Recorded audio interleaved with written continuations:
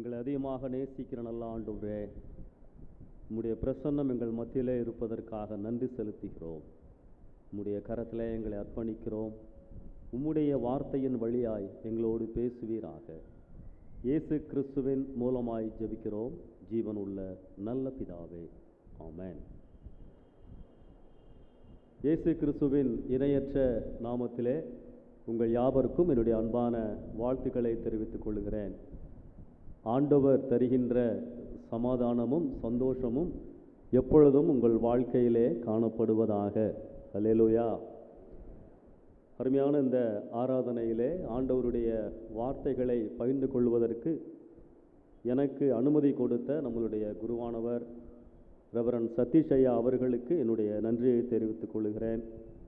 மற்றும் நம்முடைய பயிற்சி ஆயர் சகோதரர் ஜெபன் அவர்களுக்கும் என்னுடைய வாழ்த்துக்களை தெரிவித்துக் கொள்கிறேன்.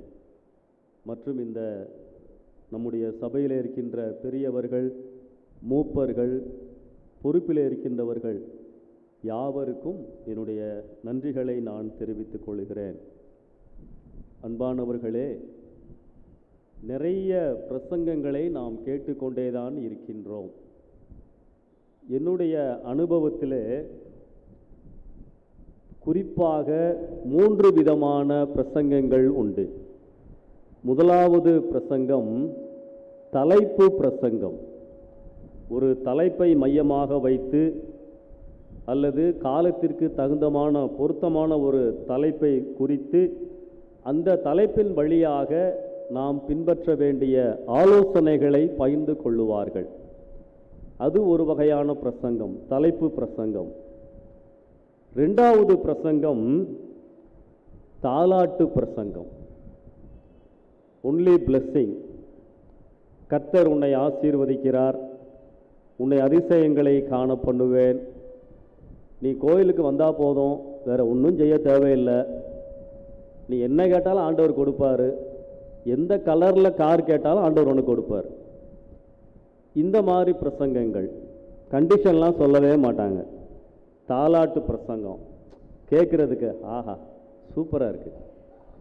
3வது பிரசங்கம் தட்டி கேட்கும் பிரசங்கம் அல்லது சுட்டி காட்டும் பிரசங்கம். ஆண்டவருடைய வார்த்தைகளை காண்பித்து அதோடு நம்முடைய வாழ்க்கையை இணைத்து, ஏன்பா உன் வாழ்க்கை இப்படி இருக்குதா, இதன்படி நீ வாழ்கிறாயா, தட்டி கேட்குற பிரசங்கம். பொதுவாக இப்படிப்பட்ட பிரசங்கங்களை தான் நம்ம கேட்டுக்கிட்டே இருக்கிறோம். இந்த தட்டி கேட்குற பிரசங்கம் கேட்கும் பொழுது மனசில் ஒன்று ஓடும், சே இன்னைக்கு பார்த்து அவன் கோயிலுக்கு வரலையே, ஆண்டவர் அவனுக்கு தான் பேசுகிறாரு, நம்மளுக்கு கிடையாது. தாலாட்டு பிரசங்கம் கேட்டவுடனே என்ன சொல்லுவாங்க, ஆண்டவர் இன்னைக்கு எனக்காகத்தான் பேசினார். அன்பானவர்களே, நான் என்ன சொல்ல வருகிறேன், ஆலயத்திலே நான் கேட்கின்ற எல்லா இறை செய்தியும் எனக்குத்தான் என்ற பக்குவம் வர வேண்டும். அதை நாம் புரிந்து கொள்ள வேண்டும். ஆண்டவர் பரிசுத்த ஆவியானவர் அவருடைய வார்த்தைகளின் வழியாகத்தான் நம்மோடு பேசுவார். அவருக்கோ யாருக்கோ அல்ல. நான் கேட்கின்ற ஆண்டவருடைய வார்த்தைகள் எனக்காகத்தான் ஆண்டவர் பேசுகிறார். அந்த எண்ணத்தோடு ஆண்டவருடைய வார்த்தைகளை நாம் கேட்க வேண்டும். இன்றைக்கு நாம் தியானிப்பதற்காக நம்முடைய திருமண்டலம் கொடுத்திருக்கின்ற தலைப்பு கிறிஸ்துவின் தன்மையோடு ஊழியம் செய்தல். கிறிஸ்துவின் தன்மையோடு ஊழியம் செய்தல், மிஷன் வித் கிரைஸ்ட் ஸ்பிரிட். உடனே சில பேர் கேட்குறாங்க, ஐயா நீங்கள் இன்னைக்கு பண்ண போகிறது எந்த பிரசங்கம், தலைப்பு பிரசங்கமா, தாலாட்ட போகிறீங்களா, தட்டி கேட்க போகிறீங்களா, அது நீங்களே முடிவு பண்ணிக்கோங்க. கிறிஸ்துவுக்குள் அன்பானவர்களே, கிறிஸ்துவின் தன்மையோடு ஊழியம் செய்தல் என்ற தலைப்பை கொடுத்திருக்கிறார்கள். ஆண்டவர் சொல்லியிருக்கிறாரு யோவான் 12:26, ஒருவன் எனக்கு ஊழியம் செய்வானே ஆனால் பிதாவானவர் அவனை கனம் பண்ணுவார். சரி, ஆண்டவர் தம்முடைய பிள்ளைகள் எல்லாரிடமும் அவருக்காக ஏதாவது செய்ய வேண்டும் என்று எதிர்பார்க்கிறார். இது நமக்கு கிடைத்த ஸ்லாக்கியம். அவருடைய ஊழியத்திலே நம்மையும் இணைத்திருக்கிறார். உலக பிரகாரமான காரியங்கள், வேலைகள் செய்வதற்கு அதற்குரிய தகுதிகள் தேவை. சில குறிப்பிட்ட வேலைகளை செய்வதற்கு சில தகுதிகள் தேவை. சில வேலைகள் எல்லோருக்குமே தெரியும். ஆனால் எந்த வேலையில் ஈடுபட்டாலும் ஆர்வம், உண்மை, அர்ப்பணிப்பு தேவை. ஆண்டவர் தகுதியானவர்களை தம்முடைய ஊழியத்திற்கு அழைப்பதில்லை. தகுதியற்றவர்களையும் தம் ஊழியத்துக்கு அழைத்து அவர்களை தகுதிப்படுத்துகிறார். அல்லேலூயா. அதை நாம் தெரிந்து கொள்ள வேண்டும். ஊழியம் என்று சொன்னவுடன் அது ஒரு சிலருக்குத்தான் என்று நாம் நினைத்துவிடக் கூடாது. ஆண்டவருடைய பிள்ளைகள், விசுவாசிகள், பாவ மன்னிப்பை பெற்றவர்கள் அனைவருமே ஆண்டவருக்காய் ஊழியம் செய்வதற்கு அழைக்கப்பட்டிருக்கின்றோம். ஆராதிப்பது, காணிக்கை கொடுப்பது, சில ஊழியங்களை தாங்குவது மட்டுமல்ல, நேரடியாக நான் ஈடுபடுவதுதான் ஊழியம். மோசே, யோசுவா, பவுல் இப்படிப்பட்டவர்கள் எல்லாம் முழு நேர ஊழியர்களாக நாம் வேதத்திலே பார்க்கின்றோம். தானியேல், நெகேமியா, சுனேமியால், ஸ்தேவான், கொர்நேலியு, லீதியால் இவர்களெல்லாம் பகுதி நேர ஊழியர்கள், பார்ட் டைம் ஒர்க்கர்ஸ். தங்களுடைய உலக பிரகாரமான பொறுப்புகளின் மத்தியிலும் ஆண்டவருடைய ஊழியங்களை நேரடியாய் செய்தவர்கள். நான் 2 லிஸ்ட் காமிச்சேன். முழு நேர ஊழியக்காரர்கள், பகுதி நேர ஊழியக்காரர்கள். நான் ஏதாவது ஒரு லிஸ்ட்ல கண்டிப்பா இருக்க வேண்டும், ஒதுங்க முடியாது.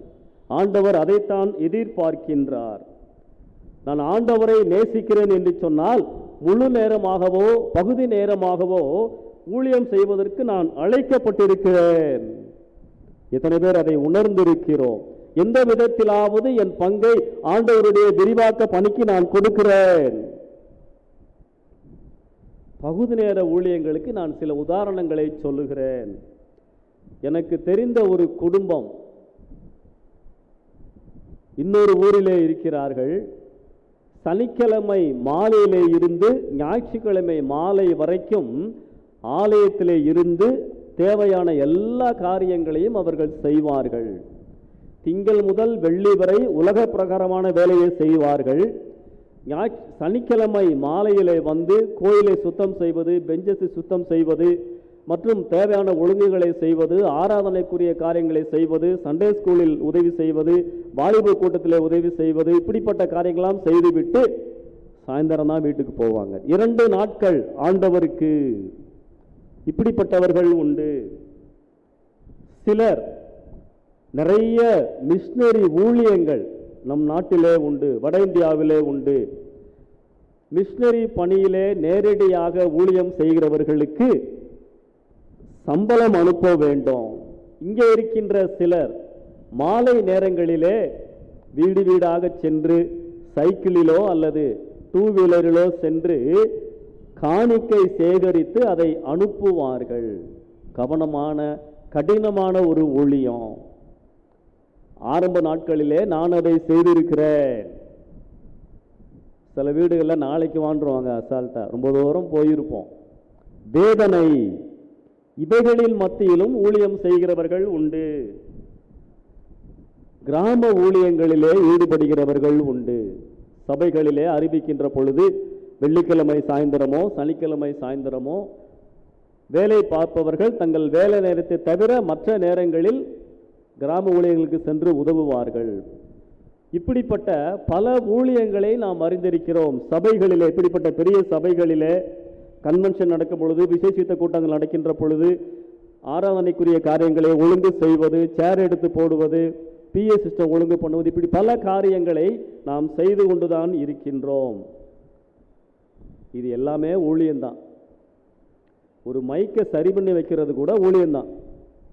கொயரில் இருப்பது ஊழியம், இசைக்கருவி வாசிப்பது ஊழியம், காணிக்கை எடுப்பது ஊழியம், எல்லாம் ஊழியம் தான். ஆண்டவர் பார்த்து கொண்டிருக்கிறார். ஆனால் தலைப்பு என்ன தெரியுமா? இந்த ஊழியங்களை நாம் எந்த மனநிலையோடு செய்கிறோம்? கிறிஸ்துவின் தன்மையோடு நாம் ஊழியம் செய்ய வேண்டும். இந்த ஊழியங்களை எப்படிப்பட்ட மனநிலையோடு செய்ய வேண்டும், எப்படி செய்ய வேண்டும், அதான் இன்றைக்கான செய்தி.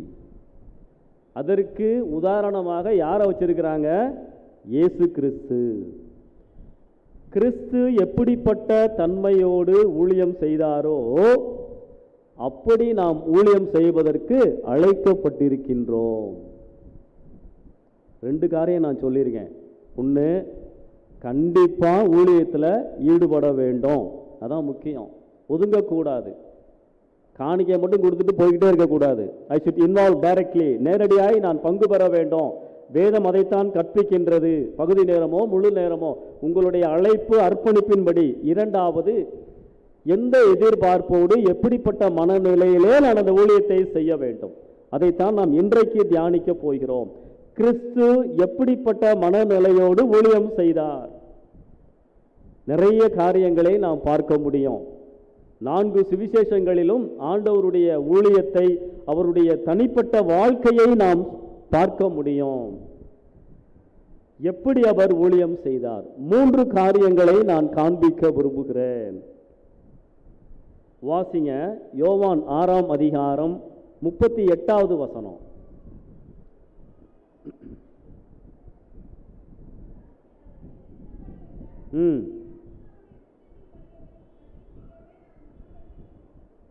ஆமென். இயேசு சொல்லுகிறார், என் சித்தத்தின்படி அல்ல, என்னை அனுப்பினவருடைய சித்தத்தின்படி செய்யவே நான் வானத்திலிருந்து இறங்கி வந்தேன். God's will should be my top priority. முதலாவது குறிப்பு என்ன? இயேசு கிறிஸ்து தன்னிச்சையாக இல்லாமல் பிதாவின் விருப்பத்தின்படி ஊழியம் செய்தார். அவருடைய விருப்பத்தின்படி எந்த இடத்திலேயும் அவர் ஊழியங்களை நிறைவேற்றவில்லை. என்னை பிதா அனுப்பியிருக்கிறார், அவர் என்ன சொல்லுகிறாரோ, அவர் எதை விரும்புகிறாரோ அதன்படி செய்யத்தான் நான் இங்கே வந்திருக்கிறேன். யோவான் 4:38 நான் என்னை அனுப்பினவருடைய சித்தத்தின்படி செய்து அவருடைய கிரியையை முடிப்பதே என்னுடைய போஜனமாய் இருக்கிறது. போஜனம் வாழ்க்கையின் ஆதாரம். ஊழியம் செய்யும் பொழுது ஆண்டவர் எப்படி எதை விரும்புகிறார் என்ற உணர்வோடு அதை தெரிந்து நான் ஊழியம் செய்வதற்கு ஆயத்தமாய் இருக்க வேண்டும். கலாத்தியர் 1ஆம் அதிகாரம் 4ஆம் வசனத்திலே நம்மை விடுவிக்க தேவனுடைய சித்தத்தின்படியே நம்முடைய பாவங்களுக்காக தம்மை தாமே ஒப்பு கொடுத்தார்.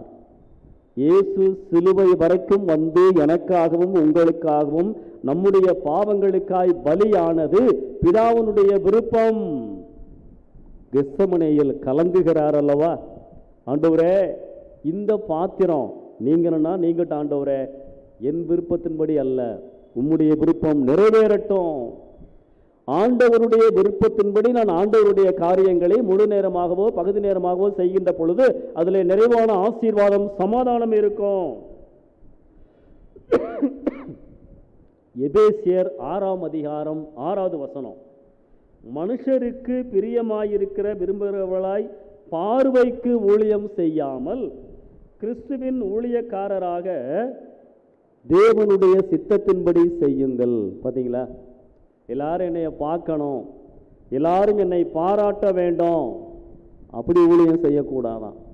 என்னுடைய திருப்திக்காக ஊழியம் அல்ல, ஆண்டவருடைய விருப்பத்தின்படி.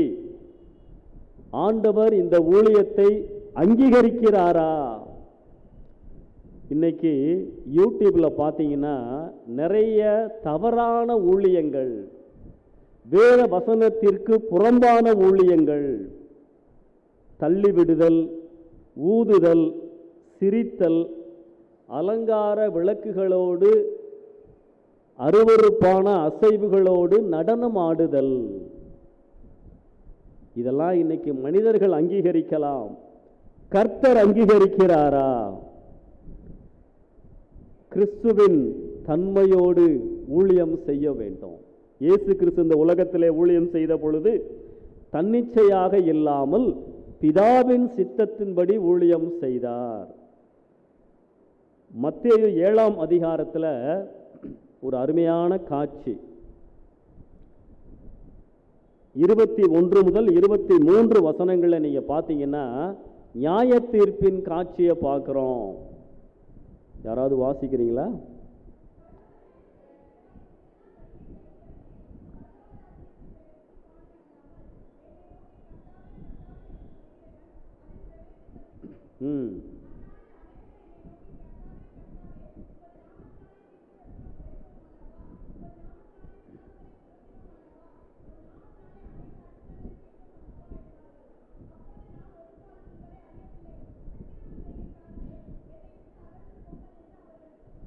ஆமென். நன்றிமா. அக்கிரம செய்கைக்காரரே, இந்த யூடியூப்ல வர்றவங்களாம் இவங்க தான்.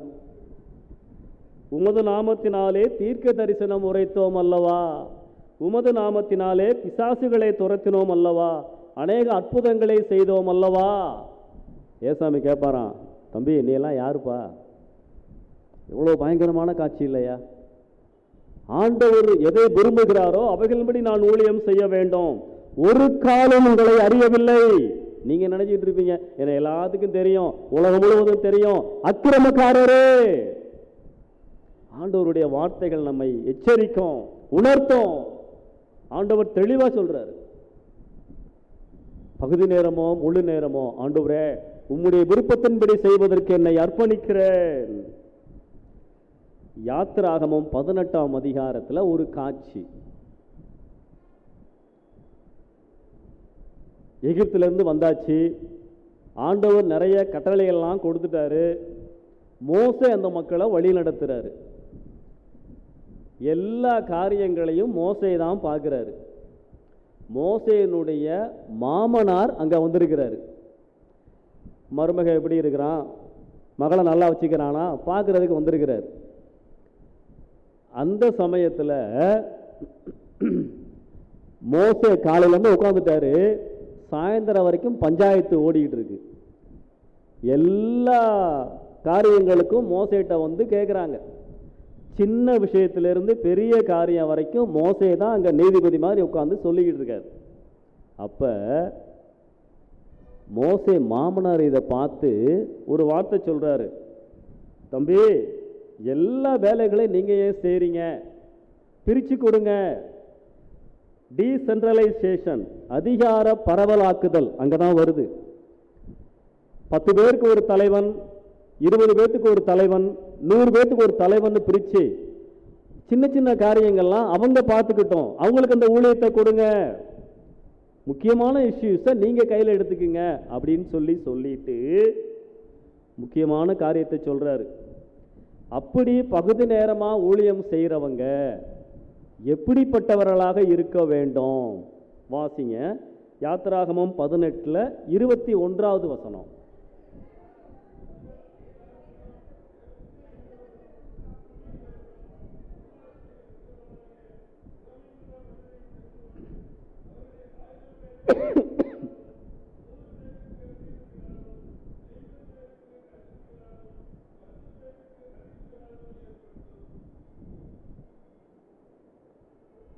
இவர்களெல்லாம் பகுதி நேர ஊழியக்காரர்கள். கண்டிப்பா இதுவும் ஊழியம் தான். மோசேட்ட மாமனார் சொல்றாரு, இந்த பார்ட் டைம் ஒர்க்கர்ஸ் எல்லாம் நீ செலக்ட் பண்ணும் பொழுது எப்படி செலக்ட் பண்ணணும்? 4 குவாலிஃபிகேஷன் சொல்றாருங்க. தேவனுக்கு பயந்தவர்களாய் இருக்கணும், உண்மையுள்ளவர்களாய் இருக்கணும், பொருளாசையை வெறுக்கிறவர்களாய் இருக்கணும். இதுக்கு சரியான அர்த்தம் என்ன அப்படின்னு சொன்னா, இழிவான ஆதாயத்தை வெறுப்பவர்கள். இன்னொரு தமிழ் மொழியாக்கத்தில் கையூட்டை வெறுப்பவர்கள், லஞ்சம் வாங்கிறது, பதவியை தவறாய் பயன்படுத்துதல், கடைசியில் தான் வருது திறமை உள்ளவர்கள். அப்ப சபையில உதவி செய்வதற்கு தேர்ந்தெடுக்கப்படுகின்ற மூப்பர்கள் எப்படி இருக்கணும் அப்படின்றதை வேதம் காட்டுகின்றது. நம்ம சபையில எலெக்ஷன்லாம் வந்துச்சுன்னா இதன் அடிப்படையில் நாம் தேர்ந்தெடுக்கிறோமா? யோசிச்சு பாருங்க. நான் பைபிள்ல தான் பேசுறேன். நம்ம சில சமயம் ஓட்டு போடணும்னு சமயம் வந்துச்சுன்னா ஓட்டு போட்டு தேர்ந்தெடுக்கிறோம். எதன் அடிப்படையில் நான் தேர்ந்தெடுக்கிறேன்? இந்த வசனத்தை வச்சு தேர்ந்தெடுக்கிறேனா? ஜாதி அடிப்படையில, பிற அடிப்படைகள்ல எனக்கு ஏதாவது ஆதாயம் கிடைக்குமா? அதன் அடிப்படையிலே நான் தேர்ந்தெடுக்கிறேன். அப்போஸ்தலர் 10ஆம் அதிகாரம் 7ஆம் வசனத்துல பாருங்க, கொர்நேலியை எப்படி தேர்ந்தெடுத்தார். அப்போஸ்தலர் 10:7.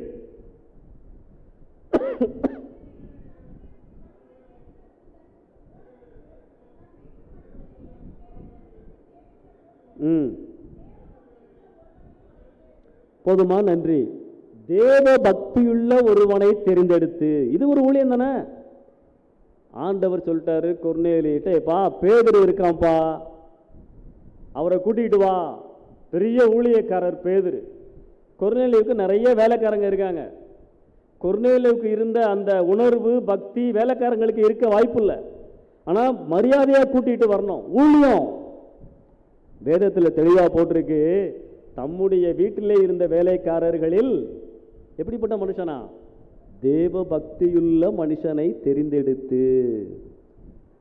ஊழியக்காரனை பிரசங்கம் பண்றதுக்கு கூட்டிட்டு வர்றதுக்கே இப்படிப்பட்ட ஆட்களை தெரிந்தெடுக்கணும்னா சபைகளிலே ஊழியம் செய்வதற்கு எப்படிப்பட்டவர்களை நான் தெரிந்தெடுக்க வேண்டும்? கிறிஸ்துவின் தன்மையோடு ஊழியம் செய்கிறவர்களை நான் தெரிந்தெடுக்க வேண்டும். இரண்டாவது குறிப்பு, முதலாவது சொன்ன தன்னிச்சையாக இல்லாமல் பிதாவின் விருப்பத்தின்படி ஊழியம் செய்தார். இரண்டாவது, தன்னுடைய நேரத்தை தேவனோடு அதிக நேரம் செலவிட்டு ஊழியம் செய்தார். இயேசு கிறிஸ்துவை பற்றி தான் ஒப்பிட்டு பார்த்துக்கிட்டு இருக்கோம். ஊழியம் செய்வது எப்படி, பகுதி நேரமோ முழு நேர ஊழியமோ. இயேசு கிறிஸ்துவனுடைய ஜெப வாழ்வு, God's time. கிறிஸ்துவின் தன்மையிலே ஒன்று அவருடைய ஜெப வாழ்க்கை. இயேசுதான் எனக்கு எல்லாவற்றிற்கும் மாதிரி.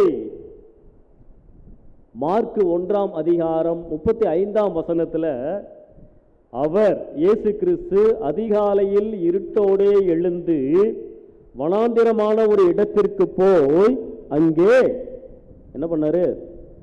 ஜெபம் பண்ணினார். அல்லேலூயா. அதிகாலை நேரம், என்னை யாரும் தொந்தரவு செய்ய முடியாத நேரம், வனாந்திரமான இடம், யாரும் என்னை அணுக முடியாத இடம். I want to be alone with God. இயேசு கிறிஸ்து அதிகாலையில் எழுந்து. இன்னைக்கு அதிகாலைனா சில பேருக்கு எத்தனை மணி? குறிப்பா வாலிபர்கள் சொல்லுங்க. ஒரு 8 மணின்னு வச்சுக்கலாமா? லீவு நாள்ல யோசிச்சு பாருங்க. அதிகாலையில் 5 மணிக்கு பின்னாடி தூங்கினா நீங்க விசுவாசிகளே இல்லை. யோசிச்சு பாருங்க. அதிகாலை நீங்க அந்த அதிகாரம் முன்னாடி வாசித்து பார்த்தீங்கன்னா அந்த அதிகாரம் முழுவதும் இயேசு கிறிஸ்து மிகவும் பரபரப்பாய் பிஸியாய் இருந்தார். நிறைய ஊழியம், வீட்டுக்கே ஆள் தேடி வந்துட்டாங்க. பேதுரு மாமியை சுகப்படுத்துறாரு. சாயந்தரம் வரைக்கும் வியாதியஸ்தர்கள் வந்தாங்க, சுகப்படுத்துறாரு, ஜெபம் பண்றாரு. எல்லாம் முடிஞ்சிச்சு. எத்தனை மணிக்கு முடிச்சுன்னு தெரியாது. அதிகாலையில் எழுந்து. அல்லேலூயா. யோசிச்சு பாருங்க. லூக்கா 5ஆம் அதிகாரம் 16ஆம் வசனத்துல அவரோ வனாந்திரத்தில் தனித்து போய் ஜெபம் பண்ணினார். அவரோ, ஏன் இந்த ஏகாரம் போட்டிருக்கு? ஊழியத்தில் அவரை முன்னாடி வைக்கிறதுக்கு ஓடி வர்றாங்க. நிறைய ஊழியம் இருந்துகிட்டே தான் இருக்குது. அவரோ, எனக்கு தேவை பலன், எனக்கு தேவை ஆண்டவரோடு நான் தனியா இருக்கணும். ஆலயத்தில் ஊழியம் செய்றீங்களா? எவ்வளவு நேரம் நீங்கள் ஜெபிக்கிறீர்கள்? லூக்கா 6:12 இயேசு கிறிஸ்து மலையின் மேல் ஏறி ரா முழுவதும் ஜெபித்துக் கொண்டிருந்தார். அல்லேலூயா. Online prayer. ரா முழுவதும் ஜெபித்தார். எபிரேயர் 5:7 அவர் மாம்சத்திலே இருந்த நாட்களில் பலத்த சத்தத்தோடும் கண்ணீரோடும் விண்ணப்பம் பண்ணி வேண்டுதல் செய்தார். சீஷர்கள்லாம் இதை பார்த்துருக்காங்க, அதனால தான் எழுதி வச்சிருக்காங்க. பலத்த சத்தத்தோடும். அன்பானவர்களே, என்னுடைய ஜெப வாழ்க்கை இன்றைக்கு எப்படி உள்ளது? எவ்வளவு நேரம் நான் ஆண்டவரோடு செலவழிக்கிறேன்? மொபைல் போனை பார்க்கிற நேரத்தை காட்டிலும் என்னுடைய ஜெப நேரம், வேத தியானிப்பு நேரம் குறைந்திருந்தால் சாபம். யோசிச்சு பாருங்க, மொபைலுக்கு எவ்வளவு நேரம் கொடுக்குறீங்க? இயேசு அதிகாலையிலே தாம் முழுவதும் தனித்து போய் உலகத்திலிருந்து தன்னை பிரித்து, எனக்கு தேவனுடைய பிரசன்னம் தேவை, இந்த உலகம் என்னை கீழாக்கி விடும், சோதனைகளை மேற்கொள்ள, சவால்களை சமாளிக்க தேவ பலன் எனக்கு தேவை. ஜெபம். யாக்கோபு 5:14 வாசிங்க. யாக்கோபு 5:14. இருங்க இவங்க வாசிக்கிட்டோம், வாசிக்குமா?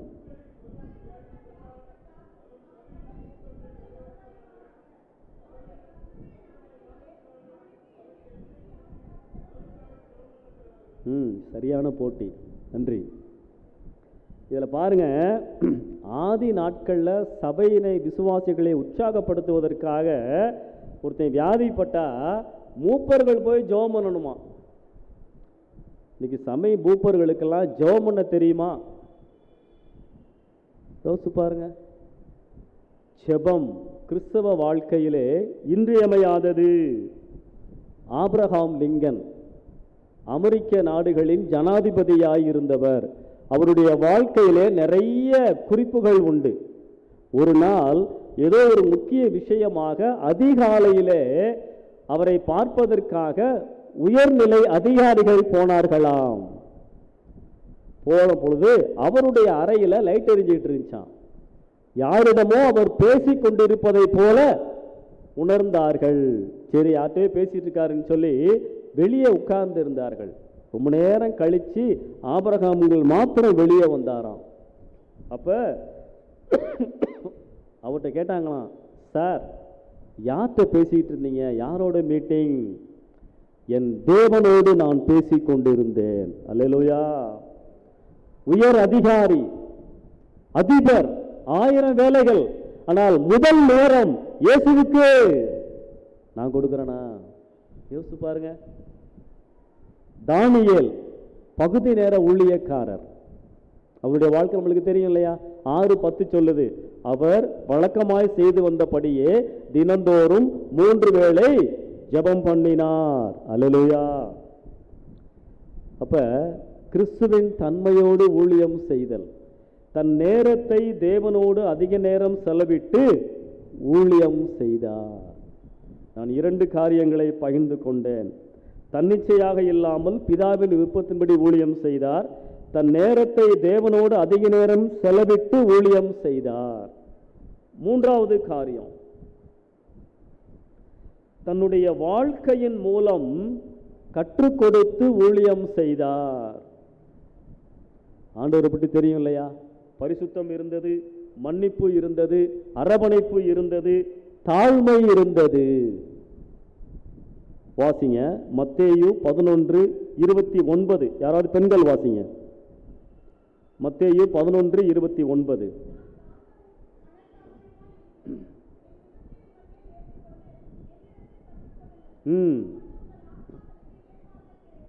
என்னிடத்திலே கற்றுக்கொள்ளுங்கள்.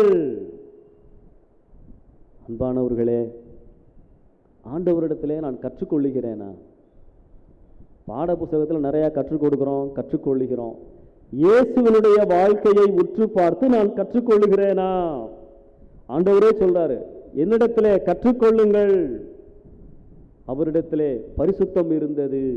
யோவான் 8:46 சொல்றாரு, என்னிடத்தில் பாவம் உண்டென்று உங்களில் யார் என்னை குற்றப்படுத்தக்கூடும்?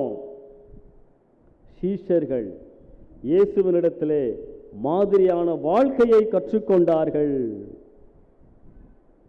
முதலாவது வேத படம் வாசியை கேட்டோம் இல்லையா? 2 ராஜாக்கள் 2ஆம் அதிகாரம் 9-16 வரைக்கும்.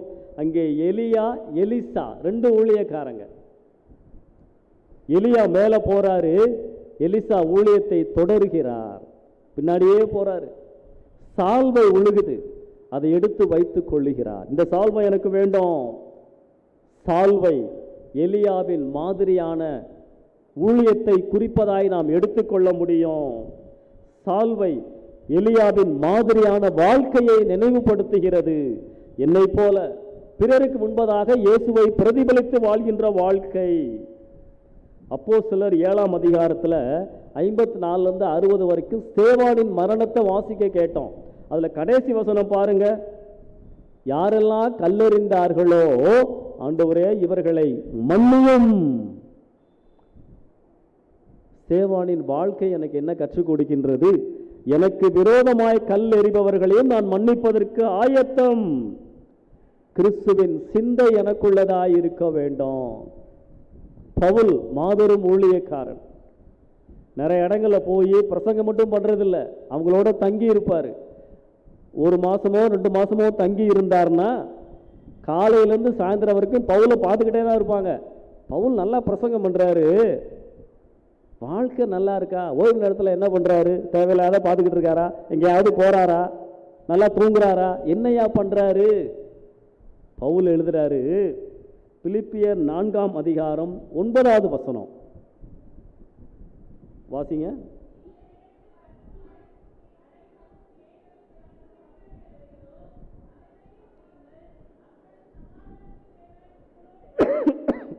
தெளிவாக எழுதுறாரு பாருங்க. நீங்கள் என்னிடத்திலே கற்றும் பிரசங்கம் பண்ணது, அடைந்தது, செய்தியின் பிரசங்கத்தின் செய்தி கேட்டது, காது வழியா கேட்டது, கண்டும். என்னை ஃபுல்லா பார்த்துக்கிட்டே இருந்தீங்கல்ல. முழு வாழ்க்கை முறையை பவுல் மக்களிடத்திலே காண்பித்தார். பகுதி நேரம் ஊழியம் செஞ்சாலும் முழு நேரம் ஊழியம் செஞ்சாலும் என்னுடைய வாழ்க்கைக்கும் உபதேசங்களுக்கும் இணைப்பு இருக்க வேண்டும், பொருத்தம் இருக்க வேண்டும். இன்னைக்கு மொபைல் போன் வழியா, வாட்ஸ்அப் வழியா, ஃபேஸ்புக் வழியா, யூடியூப் வழியா நிறைய செய்திகளை நாம் அனுப்புகிறோம். காலையில் எந்திரிச்சு பார்த்தோம்னா வாட்ஸ்அப்பில் நிறைய வசனங்கள், வாக்குத்தத்த வசனங்கள், கிறிஸ்தவ சிந்தனைகள், நல்லது. எத்தனை பேர் அந்த அனுப்புகின்ற செய்திக்கு உண்மையாயிருக்கிறோம்? ஒரு நண்பர் ஒரு ஃபேக்டரிக்கு போனாராம், சோப்பு தயாரிக்கிற ஃபேக்டரி, அவருடைய நண்பருடையது. அப்போ அந்த நண்பர் இவருக்கு இந்த சோப்பு எப்படி தயாரிக்கிறாங்கன்னு சொல்லி எல்லா அறைகளையும் போய் காமிச்சாராம். இங்கே ஆரம்பித்து இப்படி தான் பேக்கெட் பண்ணி வெளியே வருது அப்படின்னு சொல்லி காமிச்சாராம். அவருக்கு சந்தோஷமாக இருந்துச்சு, ஆச்சரியமாக இருந்துச்சு, இப்படி தான் சோப்பு தயாரிக்கிறாங்க அப்படின்ட்டு. கடைசியில் அந்த நண்பர் கேட்டாராம், எல்லாம் நல்லா இருக்குது, நல்ல சோப்பு தயாரிக்கிறீங்க, வேலைக்காரங்களாம் ஏன் அழுக்காக இருக்கிறாங்கன்னு கேட்டாராம். அவர் சொன்னாராம், we only supply not apply, we only supply not apply. இன்னைக்கு அநேக இடங்கள்ல அதான் அழகான பிரசங்கம், அழகான வசனங்கள், வார்த்தைகள், சிந்தனைகள், நான் அதை பின்பற்றுகிறேனா? நிறைய வாட்ஸ்அப்பில் அனுப்புகிறோம்ல, காலையிலேயே வந்துடும், 4 மணிக்கு வந்துடும், 5 மணிக்கு வந்துடும். எனக்கு சில இது வரும், நான் அனுப்புவதனுடைய வாழ்க்கையை எப்படி ஒப்பிட்டு பார்ப்பேன், சம்மந்தமே இருக்காது. யோசிச்சு பாருங்க, ஒரு இராணுவ அதிகாரி ரிட்டையர்ட் ஆகிட்டாரு, ஃபங்க்ஷன்லாம் வச்சாங்க. பொதுவாக ரிட்டையர்ட் ஆகிட்டாங்கன்னா என்ன பண்ணுவாங்கன்னா எல்லா ஸ்டாஃபும் சேர்ந்து அவரை காரில் கொண்டு போய் வீட்டில் விட்டுட்டு தான் வருவாங்க இல்லையா? அப்படி வீட்டில் விட்டு வரும்பொழுது இத்தனை வருடமாக அவருக்கு டிரைவராக இருந்த அந்த நபர் நின்றுக்கிட்டே இருந்தாராம். அப்போ இந்த இராணுவ அதிகாரி கேட்டாராம், என்னப்பா வேணும்? ஐயா, இன்று முதல் நான் நீங்கள் வழிபடுகின்ற தெய்வத்தை வழிபட தீர்மானித்து விட்டேன். அவருக்கு ரொம்ப ஆச்சரியம், என்னப்பா நான் ஒரு நாள் கூட உன்ட்ட இயேசு கிறிஸ்துவை பற்றி சொன்னதே இல்லையே. இல்லையா, இத்தனை வருஷமா உங்களிடத்திலே நான் கடவுளை பார்த்தேன், உண்மையான கடவுளை நான் அறிந்து கொண்டேன். சாட்சியின் வாழ்க்கை. இயேசு தைரியமா சொல்றார், என்னை யார் குற்றப்படுத்த முடியும்? வாழ்க்கையின் மூலமாக கற்றுக் கொடுத்து ஊழியம் செய்தார். அன்பானவர்களே, இன்னைக்கு என்னுடைய வாழ்க்கையை பார்த்து யாராவது உங்கள்கிட்ட கடவுள் இருக்கிறாருன்னு சொல்றாங்களா? உண்மையாகவே உங்களுடைய தெய்வம் இயேசு என்று சொல்லுகிறார்களா? ஊழியம் செய்ய வேண்டும், கிறிஸ்துவின் தன்மைகளோடு ஊழியம் செய்ய வேண்டும். அன்பானவர்களே, நான் 3 காரியங்களை பகிர்ந்து கொண்டேன். பகுதி நேரமோ முழு நேரமோ கண்டிப்பாய் ஊழியம் செய்ய வேண்டும். இந்த 2 லிஸ்ட்ல நான் ஒரு லிஸ்ட்ல கண்டிப்பா இருக்கணும். ஆண்டவருக்காய் எதையாகிலும் செய்ய வேண்டும். அப்படி செய்வது தன்னிச்சையாய் நான் செய்யக்கூடாது. என்னுடைய நேரத்தை ஆண்டவரோடு நான் அதிக நேரம் செலவிட்டு செய்ய வேண்டும். என் வாழ்க்கையின் மூலம் பிறருக்கு கற்றுக் கொடுத்து நான் செய்ய வேண்டும். அன்பானவர்களே, கோயில் முடிச்சு கோயிலுக்கு ஒழுங்கா வந்துடுறோம், காணிக்க போட்டோம், அதோட உங்கள் கிறிஸ்தவ கடமை முடிந்து விட்டது என்று நினைக்காதீங்க. ஏதாவது உங்களால் என்ன முடியுமோ ஆண்டவர்கிட்ட காத்திருங்க. தரிசனத்தை கொடுப்பார். ஆண்டவரே, நான் உமக்கா ஏதாவது செய்யணும், ஆண்டவரே என்னை வழி நடத்தும், காட்டுவார். எதையாகிலும் ஆண்டவருக்கு செய்வதற்கு அர்ப்பணியுங்கள். காணிக்க மட்டும் கொடுக்காதீங்க. நேரடியாய் உங்களை ஏதாவது ஒரு ஊழியத்தில் இணைத்துக் கொள்ளுங்கள். எந்த விதத்திலாவது சபைக்கோ மற்ற இடங்களிலோ ஊழியம் செய்யுங்கள். ஆண்டவர் உங்களை பார்த்து சந்தோஷப்படுவார். ஏசாயா 6ஆம் அதிகாரம் 8ஆம் வசனத்துல ஆராதனை சூழல், ஆவியானவருடைய பிரசன்னம் அங்க இருக்கு. ஏசாயா நல்ல பாட்டு பாடி கைதட்டி நடனமெல்லாம் ஆடல, தன்னை உணர்கிறார். ஐயோ, நான் பாவியான மனுஷன், ஆண்டவருடைய பிரசன்னம் என்னை யார் என்று காட்டும். ஆண்டவருடைய அழைப்பின் குரல் வருது. யார் நமது காரியமாய் போவான்? அன்பானவர்களே, இப்படித்தான் ஆண்டவன் நம்மோடு பேசுவார். நல்லா பாட்டு பாடுறோம், கைதட்டுறோம், அர்ப்பணிக்கிறோம், நல்லது. பாடல் வேளையிலே, ஆராதனை வேளையிலே ஆண்டவருடைய பாரத்தை நான் உணர வேண்டும்.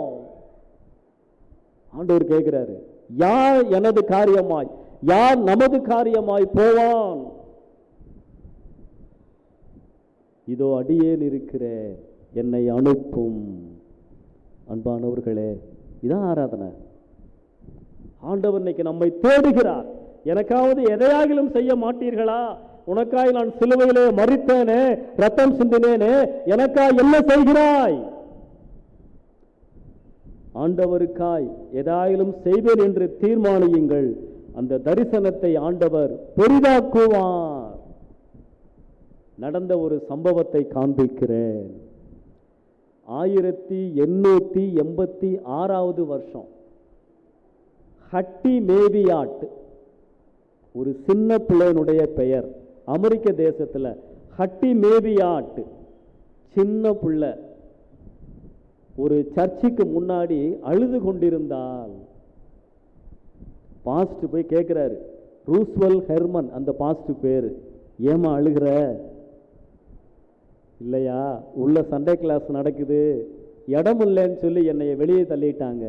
சின்ன சர்ச். அந்த பாஸ்டர் அந்த பெண்ணை கூட்டிட்டு போய் உள்ள உட்கார வைக்கிறார். கலந்துக்கமா. அவளுக்கு பயங்கர சந்தோஷம்.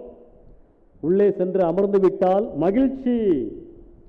அன்னைக்கு ராத்திரி தூங்கும் பொழுது ஜெபம் பண்றா. ஆண்டவரே, என்னை போன்ற ஏழை பிள்ளைகளுக்கு உம்மை வணங்க போதுமான இடமில்லையே, இடத்தை பெருசாக்குங்க ஆண்டவரே செபிக்கிறாள். ஏழை பெண், எதிர்பாராத விதமாய் நோய் வந்து விடுகிறது, இறந்து போய் விடுகிறாள். அவங்களுடைய பெற்றோர் அதே பாஸ்டரை கூட்டிட்டு வந்து அடக்க ஆராதனையை நடத்துகிறார்கள். அவளுடைய சரீரத்தை எடுக்கும் பொழுது தலகாணி கீழே சிவப்பு கலர்ல ஒரு சின்ன பை இருந்துச்சான். பாஸ்டர் அதை எடுத்து பார்க்கிறாரு. 57 சென்ட் அதுல இருந்துச்சு. ஒரு கடிதமும் இருந்தது. அந்த கடிதத்தில் என்ன இருந்துச்சு தெரியுமா? நமது சிறிய ஆலயத்தை பெரிதாக கட்டி பலர் ஞாயிறு பள்ளி வருவதற்கு சேமித்து வருகிறேன். அல்லேலூயா. தரிசனம் இதாங்க வேணும். அந்த பாஸ்டருக்கு கண்ணீர். உறுதி எடுத்தார், இவளுடைய கனவை நான் நினைவாக்குவேன். செய்தி பரவியது. ஒருத்தர் $1000 மதிப்புள்ள ஒரு நிலத்தை 57 சென்ட்டுக்கு கொடுத்தாரு. 5 வருஷத்தில் $2,500 $2,50,000 சேர்ந்தது. இன்னைக்கு நீங்கள் நெட்டில் போட்டு பார்த்தீங்கன்னா அந்த பெண்ணினுடைய படம் உண்டு. அமெரிக்காவில் பிலடெல்பியாவில் உள்ள டெம்பிள் பேப்டிஸ்ட் சர்ச், மிக பிரம்மாண்டமான ஆலயம். ஒரே நேரத்தில் 3300 பேர் உட்கார்ந்து பார்க்கலாம். ஆயிரக்கணக்கான மாணவர்கள் படிக்கிறார்கள். குட் சமாரிட்டன் ஹாஸ்பிட்டல் உண்டு. சண்டே ஸ்கூல் நடத்துவதற்கு பெரிய பில்டிங் உண்டு. அல்லேலூயா. 57 சென்ட். ஆண்டவர் என்ன எதிர்பார்க்கிறார் தெரியுமா? நீ நிறைய கொடுக்கணும்லாம் நினைக்கல, சிறிய அர்ப்பணிப்பு. எதையாகிலும் நான் ஆண்டவருக்கு செய்வேன். அந்த தரிசனத்துக்கு நீங்கள் கீழ்ப்படிந்தால் பெரிய காரியங்களை ஆண்டவர் கொண்டு வருவார். ஆண்டவருக்கு ஏதாகிலும் செய்ய வேண்டும் என்று தீர்மானியுங்கள். உங்கள் தரிசனத்தை ஆண்டவர் பெரிதாக்குவார். கிறிஸ்தவ சிந்தையோடு ஊழியம் செய்வதற்கு நம்மை அர்ப்பணிப்போம். ஆர்வம் தேவை, ஆதாயம் அல்ல. பரிசுத்தம் தேவை, பரவசம் அல்ல. அர்ப்பணிப்பு தேவை, அகங்காரம் அல்ல. கண்களை மூடி ஜெபிக்கலாம். கர்த்தரிடத்திலே நம்மை அர்ப்பணிப்போம். ஆண்டவரே, உமக்கு ஊழியம் செய்வதற்கு எந்த விதத்திலாவது அர்ப்பணிக்கிறேன். நான் செய்கின்ற ஊழியங்களில் இந்த கிறிஸ்தவ தன்மையோடு ஊழியம் செய்வதற்கு அர்ப்பணிக்கிறேன். ஒரு சிறிய தரிசனம், பெரிய விளைவுகள். எங்களை அதிகமாக நேசிக்கிற நல்ல ஆண்டவரே, ஜீவனுள்ள உம்முடைய வார்த்தைகளுக்காக நன்றி செலுத்துகிறோம். எப்படி ஊழியம் செய்ய வேண்டும், யாரெல்லாம் ஊழியம் செய்ய வேண்டும் என்று சொல்லி தெளிவாக எங்களோடு பேசினதற்காக நன்றி செலுத்துகிறோம். தொடர்ந்து எங்களை நடத்தும், அர்ப்பணிக்கிறோம். கரம் பிடித்து வழி நடத்தும் ஆண்டவரே. இன்றைக்கும் நான் உமக்கென்று ஏதாகிலும் செய்தேன் என்று சொல்லி தங்கள் இதயத்திலே தீர்மானம் எடுத்த ஒவ்வொருவரையும் என் தேவன் பலப்படுத்தும், ஆசீர்வதியும். தொடர்ந்து தரிசனங்களில் வழி நடத்தும். இயேசு கிறிஸ்துவின் மூலமாய் ஜெபிக்கிறோம் ஜீவனுள்ள நல்ல பிதாவே. ஆமென். கர்த்தருடைய